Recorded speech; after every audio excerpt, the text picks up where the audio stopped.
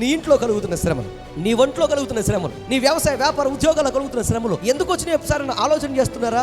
సాతాను ముడుతున్నాడేమో, సాతాను నీ జీవితంలో కార్యం చేస్తున్నాడేమో, సాతాను వల్ల నీవు ఇబ్బంది పడుతున్నావు ఎప్పుడైనా ఆలోచన చేశారా? చాలా మంది ఈ విషయంలో దృష్టి పెట్టకుండా ఏం చేస్తారు తెలుసా? ఏదో జరిగిపోతుంది, తలరాతలాగా మారిపోయింది, ఎవరో అది చేశారు ఇది చేశారు, మా జీవితంలో అలా జరిగింది ఇలా జరిగింది అనుకుంటారు. కానీ మీ జీవితంలో ఎదుర్కొన్న ప్రతి విధమైన సైతాను శక్తుల వల్ల కలిగే శోధన నుంచి నువ్వు బయటపడాలంటే మీరు చేయవలసింది ఏంటంటే ఉపవాసం అనే దాడి చేయాలి, ప్రార్థన అనే దాడి చేయాలి.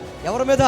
సాతాను మీద. దేవుని ఒక వాక్యం చెప్తుంది, ఎప్పుడైతే ఉపవాసము ప్రార్థన నువ్వు చేస్తూ దేవుడిచ్చిన సర్వాంగ కవచాన్ని నువ్వు ధరించుకుంటావో, దేవుడిచ్చే ఆయుధాలను నువ్వు ధరించుకుంటావో, ఆ ఆయుధాలతో నువ్వేం చేయి? వాటి మీద దాడి చేయి.